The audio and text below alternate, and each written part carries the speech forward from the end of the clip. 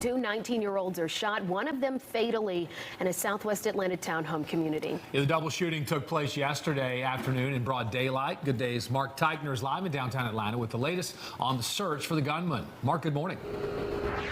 Yeah, good morning, guys. Think of how scary this would be. About 3:30 in the afternoon when these shots were fired. Who knows if there are any children in the area, but we do know that there were two 19-year-olds who ended up unfortunately being shot. One of them survived, the other didn't. Police close off the villages at Cascades as they investigate the deadly double shooting. Sky Fox 5 shows the scene over southwest Atlanta's Celeste Lane, where Tuesday afternoon, two 19-year-olds were shot in the townhouse complex. One of those individuals was pronounced deceased on scene. The second individual was transported to Grady Hospital in stable condition. Police say the survivor was shot in the arm and drove himself to Grady. The man who died was shot in the head and found on a stoop of one of the units. Loved ones ID'd him as Maurice Bradley. Too distraught to go on camera, they describe Bradley as being funny and outgoing. We have limited information.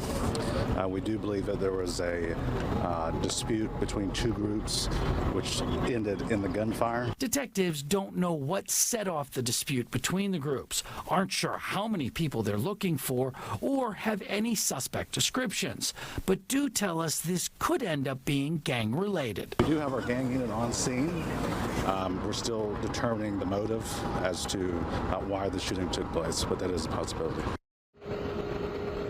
Police were hoping to get their hands on surveillance video from the complex to try to piece together exactly what happened and who pulled the trigger. Reporting live from downtown, I'm Mark Teichner for Good Day Atlanta. Always sad to report on a life ending so soon. Mark, thank you.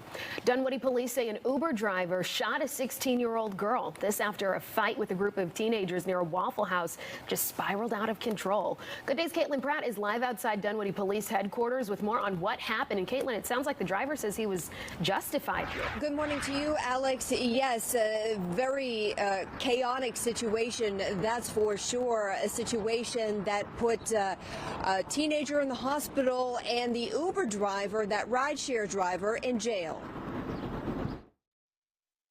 They wanted a ride and instead ended up ordering a scuffle and shooting. Dunwoody police say it was 2:30 Sunday morning when a group of teenagers called an Uber to leave this Waffle House. The Uber driver realizes that there are way too many of them for seats and seat belts that he has in that car.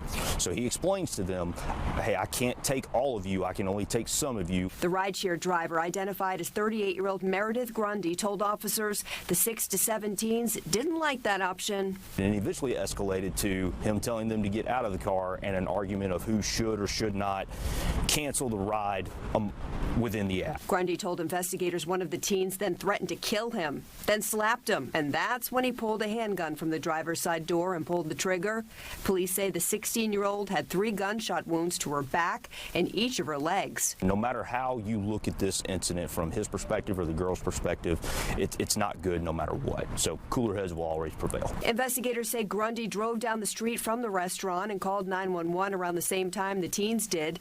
Police arrested him. He now faces aggravated assault and possession of a firearm charges. Uber sent us a statement about the shooting saying, quote, the reported details of this incident are horrifying. We have removed the driver's access to the platform and stand ready to support law enforcement with their investigation. And so at this point, that young lady, you're probably wondering about her condition. She was shot 3 times, said to be okay, expected to survive, not being identified, presumably because she's a minor. That's the latest here outside the Dunwoody Police Headquarters this morning. I'm Caitlin Pratt for Good Day Atlanta. Yeah, Caitlin, what a mess. Thank you. Well, in Paulding County, law enforcement took to social media to set the record straight about a homecoming dance that turned into chaos over the weekend. The Booster Club was hosting an annual dance for 3 middle schools. Authorities say a few students were being disruptive, and when approached by a deputy working security, one kid stuffed a vape into the hoodie pocket of another kid and took off running. I got a call from her, frantic, screaming, "Mommy, please come get me." They said there's a gun. I think it would be so great to get these kids some education of ways to not ensue mass panic. Security officers, counselors, and therapy dogs have been at the schools to provide student support. Law enforcement, school officials, and other partners will meet to talk about the response, what went right, and what they could have done differently. A detention officer at the Fulton County Jail is recovering this morning after an inmate stabbed them. The sheriff's office hasn't said anything else, but we do know it happened around 8 o'clock Tuesday morning. Independent sources tell Fox 5 the inmate stabbed the officer with a shank. Authorities are still investigating. In DeKalb County, 2 people are hurt after a shooting on Redan Road. We're told one of the victims has serious injuries. Both are now in the hospital. It's not clear whether the victims knew each other, and police haven't identified any suspects or said what led up to that shooting. Dolly Parton's family asked for prayers as the singer faces ongoing health challenges. Last week, Dolly postponed her Las Vegas residency due to medical procedures. Frida Parton, Dolly's sister, says her sister hasn't been, quote, feeling her best lately. She says despite the challenges she's facing, that she believes Dolly will be just fine. Meanwhile, Deion Sanders had a procedure to deal with blood clots yesterday. The former Braves and Falcons player says he experienced pain during a recent game at TCU, which led to a medical exam.